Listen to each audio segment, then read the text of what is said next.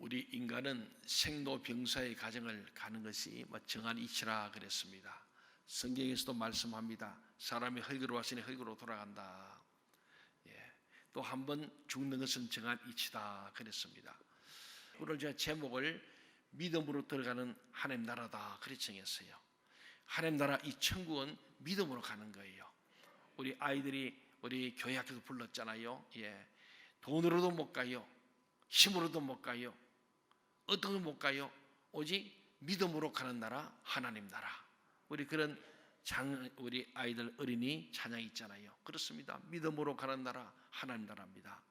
사랑하는 여러분, 예수님께서 이 땅에 오신 목적은 결국 우리를 영원한 멸망에서 구원하러 오신 줄로 믿습니다. 아멘. 그게 지난주에 우리가 본 것처럼 예수님께서 저 가버나움에서 활동하시다가 이제 갈릴리로 오셔서 드디어 나사렛 자기 고향에 오셔서 회당에 들어가셨어요. 회당은 바빌론 포로에 잡혀가서 이제 예루살렘 성전도 무너지고 다 없는데 포로 가서 다른 나라 바벨론에 갔을 때에 그때 하나님을 예배할 곳이 없어서 만든 것이 회당이었습니다. 회당은 이렇게 우리 지금 예배당과 같아요. 회중석이 있고 이렇게 강단이 있습니다. 그래서 이 예배실을 우리가 볼 때 바실리카라 그랬고 또 강단을 베마라 그랬습니다. 그래서 회중들이 쭉 앉아 있으면 포로 끌려와서 얼마나 힘들고 어렵겠어요. 족을 잃어버리고 성전도 잃어버리고 자유 입은 종이 된 이스라엘 백성들이 그래도 안식일 날 잠시 모여서 하나님 말씀을 듣고 싶어서 모입니다. 모이면은 성경을 잘 아는 사람이 강단에 올라와서 성경을 읽거나 해석을 해주는 그 일을 했습니다. 예배도 드리고 교육도 하고 중요한 일이 함께 모여서 그런 여러 가지 일들을 의논했던 그런 곳이 회당이었습니다. 그 예수님께서 드디어 갈릴리 사역을 마치고 나사렛 고향에 돌아오셨습니다. 그 안식일에 역시 나사렛에 있는 자기가 어릴 때부터 했던 바로 그 회당에 들어가셔서 이 성경을 폈는데 이사야 61장 말씀을 또 편 거예요. 그 말씀이 뭡니까? 주의 성령이 내게 임하셨으니 이는 가난한 자에게 복음을 전하게 하시려고 내게 기름을 부으시고 나를 보내사 포로된 자에게 자유를 눈먼 자에게 다시 보게 함을 전파하며 눌린 자를 자유롭게 하고 주의 은혜를 전파하게 하려 함이라. 이 이야기는 예수님이 이 땅에 오신 목적을 정확히 말씀하시는 거예요. 그래서 이 사람은 죄로 인해서 영적으로 가난하고 마음이 상하고 마귀와 죄에 포로되고 눈멀고 눌린 자가 되었어요. 아담 이후에 모든 우리는 태어날 때부터 죄를 가지고 태어나면서 그 죄값으로 말미암아 우리는 남자는 죽을 때까지 아주 땀 흘리며 수고해야 먹을 것을 얻게 되고 여인들은 자녀를 낳는 해산의 고통을 가지면서 남자이지 할 것 없이 일생을 나그네 인생이요 고통스러운 삶을 살도록 정해져 있는 것입니다. 그러나 사람은 또한 죄의 결과로 외적으로 육신적으로도 가난과 슬픔과 질병과 고통 등 불행한 처지에 떨어진 존재가 우리 사람입니다. 주님을 만나기 전에 우리는 모두가 그런 운명적 위치에 놓여졌죠. 구주께서는 이런 인생에게 복음을 전파하시고 그를 그 불행에서 건져내시기 위해서 오셨다고 합니다. 바로 우리가 어떤 위치에 있냐면은 결국은 가난한 자, 물질만 아니고 심령이 가난하고 우리 인생에 외롭고 고독한 이 인생을 사는 우리들에게 주님께서 정말 놀라운 은혜의 복음, 구원의 복음을 전파하시려고 오셨고 포로된 우리를 자유하게 하려고 오시고 눈먼 자들을 다시 보게 하려고 오셨고 눌린 자들에게 자유롭게 하고 주님의 은혜의 은혜를 선포하려고 이 땅에 오셨다. 그래서 우리 예수님이 우리의 구원자요 우리의 해방자가 되시고 자유자가 된 줄 믿습니다. 그분을 마이 로드, 나의 주님이라고 말하고 있습니다. 그래서 예수님께서는 이런 우리 인생 고난과 역경과 질병과 고통에 있는 생로병사의 과정을 가는 인생들에게 복음을 전파하시고 그를 불쌍히에서 그 불행에서 고통에서 지옥에서 건져내시려고 오셨습니다. 그래서 마태복음 11장 28절에서 말씀하기를 수고하고 무거운 짐진 자들아 다 내게로 오라 내가 너희를 쉬게 하리라. 그래서 무슨 수고입니까?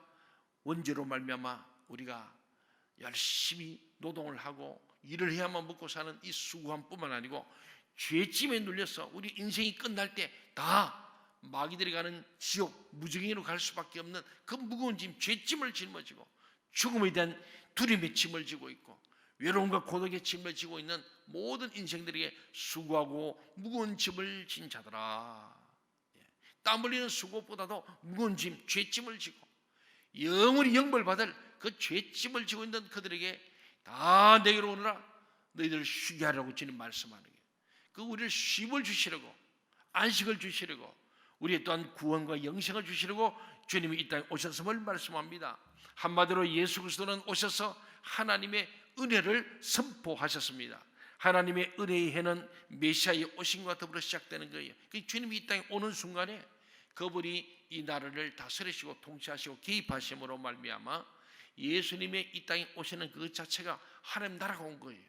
그 예수님의 3년 동안의 모든 설교의 주제는 하나님 나라입니다. 그 하나님 나라를 설명하면서 밭에 감춘 비유도 얘기하십니다. 그걸 알면은 모든 소유를 팔아서 그 진주를 사게 될 것처럼 예수를 만난 사람, 진리를 만나게 되면은 예수 믿는 것이 가장 귀한 것을 알고 모든 것을 포기하더라도 예수를 믿게 될 것을 말씀하고 있습니다. 그래서 사도 요한은 말합니다.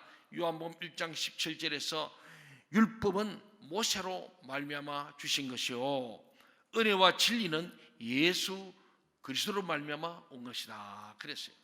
율법은 우리가 죄인임을 깨닫는 거예요. 인간은 도저히 하나님의 법을 지킬 수 없는 죄인이다. 의인은 없는 하나도 없는 거예요. 우리 저나 여러분이나 의인은 없습니다. 다 죄인입니다. 율법을 보니까 율법을 지킬 수가 없어. 그래서 이 율법은 모세로 통용한데 우리가 죄인임을 깨달음으로 오라라는 공고한 사람이다. 이 죄와 사망의 법에서 내가 어떻게 벗어날 수 있는가 고민하는 거기에 예수님께서 굿뉴스, 복된 소식을 알려주기를 나를 믿으라. 예수 믿으면 죄 사함 받고 구원과 영생을 주겠다는 주님의 말씀이 오늘 이미 했던 이사야의 말씀, 자유의 복음이죠. 사랑하는 여러분, 참으로 우리 예수님은요 지금이라는 거예요. 지금 은혜 받을 만 때고 지금 구원받을 때, 여러분이 살아있을 때, 움직였을 때 더 말씀을 깊이 읽고 묵상할 뿐만 아니고 더 많이 기도하시고 더 나아가서 내 사랑하는 이들에게 복음을 전하는 여러분이 되시기를 주의 이름으로 부탁드립니다. 아멘. 예수님은 참된 평강과 안식이 있는 하나님 나라의 왕으로 이 땅에 오셨습니다. 그분의 십자가의 죽음을 통한 그 보혈의 능력이 우리를 구원하시고 그분이 사망 것을 깨뜨리고 무덤을 파쇄하면서 부활하신 그 능력이 오늘 하나님의 나라의 왕으로 오신 예수님께서 이 세상에 임하게 하시는 사역입니다. 예수님이 때 오신 목적이 뭐냐? 결국은 십자가의 죽으심으로 그 보혈로 우리의 죄를 다 씻어주시고 사망 것에 이기시고 부활하심으로 우리도 부활과 영생으로 들어가게 하시는 이것이 주님의 본질적 사역 아니겠습니까? 그게 예수님 하신 일 아닙니까? 예수 믿으면 그러므로 하나님 나라에 들어가 그분이 주시는 모든 복을 누릴 수 있습니다. 예수 믿으시기 바랍니다. 아멘. 예수 믿습니까? 아멘. 바르게 믿으시기 바랍니다. 아멘. 예수 잘 믿으십시오. 아멘. 오늘 하나님께서는 우리가요 내 나이가 아직 젊으니까 아니에요. 언제 주님 부를지 모릅니다. 항상 종말론적 시간을 가지고 오늘 주님이 지금 이 시간 날을 부른다 할지라도 하나님 나라에 들어갈 수 있는 믿음을 소유하기를 주의 이름으로 축원합니다. 아멘. 그렇습니다. 예수 그리스도를 믿을 때에 주님의 다스리심을 받기 때문에 천국은 이미 시작되는 거예요. 내가 예수를 믿고 예수님의 다스림을 받고 예수님께서 말씀을 하신 대로 순종하며 따라가는 것이 그때가 바로 우리는 이미 천국이 시작된 거예요. 우리는 죽어서만 가는 게 아니고 살아서도 예수님을 내 마음에 영접하고 그분의 통치하에 들어갈 때 그게 하나님 나라가 이루어지는 줄로 믿으시기 바랍니다. 아멘. 그렇습니다. 예수님을 믿으면 하나님 나라에 들어가 그분이 주시는 모든 복을 누릴 수 있습니다. 예수님의 다스리심은 죄와 사망의 포로가 되어서 저주와 죽음의 고통 가운데 살고 있는 죄인들을 해방시키는 거예요. 그래서 바울 사도가 로마서 8장에 그러잖아요. 내가 한 법을 발견했는데 그게 뭐냐? 죄와 사망의 법에서 생명의 성령의 법으로 나를 옮기셨다는 거예요. 예수 믿는 그런 거예요. 예수 믿기 전에는 죄와 사망의 법이 나를 지배함으로 율법하에서 오는 죽음입니다. 그런데 한 성령의 법, 바로 생명의 성령의 법, 그게 바로 예수 그리스도의 법 아니겠습니까? 이 복음을 통해서 내가 생명의 성령의 법으로 영원한 영생을 누리게 되었다고 바울 사도는 외치고 있습니다. 오늘 본문 20절부터 21절을 같이 한번 읽어볼까요? 누가복음 4장 20절 21절 시작. 책을 덮어 그 맡은 자에게 주시고 앉으시니 회당에 있는 자들이 다 주목하여 보더라. 이에 예수께서 그들에게 말씀하시되 이 글이 오늘 너희 귀에 응하였느니라 하시니. 주님께서 그날 회당에서 책을 아마 읽기만 하시고 해석은 하지 않은 것 같습니다. 단지 그는 앉으신 후에 회당에 참석했던 자들이 다 그를 주목하는 거예요. 왜? 예수님께서 이미 갈릴리 지역에서 행했던 많은 이적과 또 말씀의 능력, 베시다 오병이어 이런 얘기를 들었어요. 즉 가버나움 나사렛 건너편 갈릴리를 중심으로 건너편의 동네에서 주님이 크신 능력의 말씀을 전하고 기적을 행을 다 들었거든요. 그런데 드디어 고향에 와서 그 나사렛 회당에서 탁 읽은 본 말씀이 이사야 61장 말씀이 보통 말씀이 아니에요. 그런데 보니까 내가 하나님으로부터 성령으로 기름 부음 받아서 나를 하나님이 보내셔서 너희들을 자유케 하려고 구원하려고 나를 보냈다. 이것이 너희 귀에 응하였다. 굉장한 말씀이었거든요. 그러면 예수가 누구냐? 바로 이사야에 나온 그분 메시아, 구약의 그분이신 메시아예요. 그래서 주목하여 보았습니다. 그래서 주목하여 보자 주님 하신 말씀이 이 글 해 글 앞에 혹은 성경 말씀이죠. 이 말씀이 오늘날 자유의 복음, 이것이 너희 귀에 응하였다. 이것은 놀라운 선언입니다. 내가 곧 예수다, 내가 곧 그리스도다, 이런 말이에요. 내가 곧 메시아다. 메시아는 히브리어고 그리스도는 헬라 아니겠어요? 내가 예수 그리스도, 예수 메시아다. 그러니 얼마나 놀랐겠어요? 예수님은 구약성에 예언하신 메시아고 구약 예언의 성취자로 이스라엘과 온 세상의 구주로 오셨다는 거죠. 예수님이 하나님 나라의 왕이시기에 천국 하나님 나라는 그분 안에서 임했습니다. 모든 사람들은 다 그를 좋게 증가하고 그 입에 나오는 바 은혜로운 말을 기억했다는 거예요. 거기까지는 이제 놀라워서 야, 이분이 예수가 아닌가 하는 생각이 드는 거예요. 이분이 바로 예수가 그리스도구나 했는데 그 다음 단계에서 이들이 묻잖아요. 22절에 보니까 이 사람이 하나님의 아들 아니냐, 이게 아니고 누구의 아들? 요셉의 아들 아니냐 하면서 격하되는 거예요. 여러분, 하나님의 말씀을 때 하나님의 말씀을 들으시길 바랍니다. 아멘. 사람의 말로 들을 때 거기서 은혜가 다 쏟아지는 거예요. 마태복음 13장 54절 이하에 보면요, 그가 고향 나사렛 회당에서 가르칠 때 사람들이 놀라서 말하기를 이 사람의 이 지혜와 이런 능력이 어디서 났느냐? 그 지혜와 능력이 대단한 거예요. 이거 사람이 하는 게 아니라 이건 하늘로부터 오는 건데 어떻게 되겠냐? 그런데 하는 말이 이는 그 목수의 아들이 아니냐 하고 예수를 배치해요. 그들은 예수님을 인간 목수 요셉의 아들 정도로만 이해해버린 거예요. 그러면서 그 위대하신 하나님의 말씀을 그들은 잃어버리고 쏟아부은 겁니다. 그들은 요셉의 아들이 정말 메시아이신가를 확인할 필요가 있음에도 불구하고 그들은 그것을 확인하지 않고 예수를 배척해버린 거예요. 예수를 배척할 이유가 없잖아요. 그 말씀을 듣고 주는 그리스도이시오 살아계신 하나님 아들입니다 그랬더라면 얼마나 좋았겠어요. 그런데 그것을 배척해버렸습니다. 그들은 이유 없이 그를 의심했고 무시했고 배척했습니다. 그래서 23절 24절에서 주님께 또 한 번 말씀하는 거예요. 같이 한번 볼까요? 23절 24절 시작. 네. 고치라 하는 속담을 인용하여 내게 말하기를 우리가 들은 바 가버나움에서 행한 일을 내 고향 여기서도 행하라 하리라. 보면은 너희들이 속담을 인용해서 내게 말한 게 이렇게 말하지 않느냐 이거예요. 어서 하면 어서 네 병이나 고쳐라, 그런 얘기와 같이, 자 우리가 들어보니까 가버나움에서 큰 이적을 행하고 그랬다는데 우리 고향, 네 고향이 나사렛 좀 행해보라, 이렇게 말할 것이다.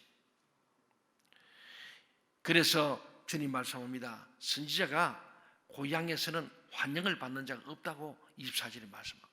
마태복음 13장에 보면요, 58절 보면은 그런 말씀합니다. 57절에서 말씀하시고 58절에 와서 그래서 말씀하는 게, 선지자가 자기 고향과 자기 집 위에서는 존경을 받지 않으면 없다. 그 예수님이 다른 마을에 가고 다른 지에 가면은 막 주님을 쫓아서 나사렛 예수의 나를 고쳐주옵소서 하고 난리를 하는 사람들이 얼마나 많습니까? 옷자락만 해도 만지면 좋겠다 그러고요, 얼마나 대단합니까? 주님 나를 고치십시오, 말씀하면 나을 줄 믿습니다. 그런 기적과 이상 막 일어납니다. 500여개에서 막 5,000명 남는 역사 일어나는 거예요. 그런 기적들이 가버나움에서 막 일어났는데 나사렛에서 좀 행해보라. 여러분, 하나님 나라는 말에 있지 않고 능력이 있지 않습니까? 그런데 예수님께서 마태복음 13장, 누가복음에는 안 나오지만은 마태복음 13장 58절에 보면요, 그들이 믿지 않음으로 말미암아, 그들은요, 이 나사렛 동네 사람들, 하나님을 만나고도 목수의 아들 요셉, 그 형제들 우리 잘 알지 않냐? 그 너희들 알지 않냐? 그 요셉이 우리 잘 알지 않냐? 그 목수 아니야? 목수, 가난뱅이, 그 목수, 그때 그 예수 아니에요? 지금 이 나사렛에서 그런 우를 범함으로 말미암아서 결국은 예수님의 능력을 행하지 못하게 한 거예요. 그들이 믿지 않음으로 말미암아 거기서 많은 능력을 행하지 아니하시더라. 여러분, 결국은 믿음이 있는 곳에 기적이 있습니다. 아멘. 예. 그 예수님께서도 안수하며 하신 말씀이 네 믿음대로 될지어다 그랬어요. 예수님이 안수해주도 믿음 없는 사람은 나을 수가 없다는 거예요.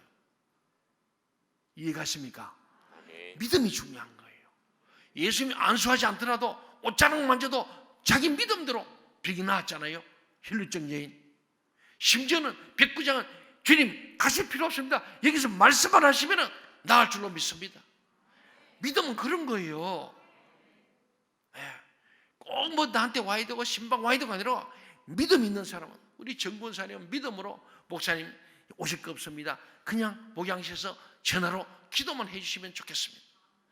그는 본인의 믿음이고 제 믿음과 제 마음은 목자로서 양을 볼 때 그래도 내가 전화 찍고 말 수 없다, 직접 가야지. 단대병원 한 40-50분 걸립니다. 멀잖아요. 끝에 끝입니다.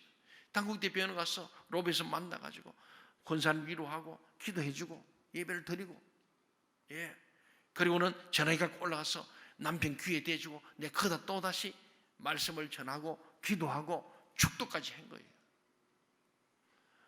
우리는 그런 거예요. 우리 믿음은. 그러나 우리 주님은 그럴 필요 사실 없다는 거 아닙니까?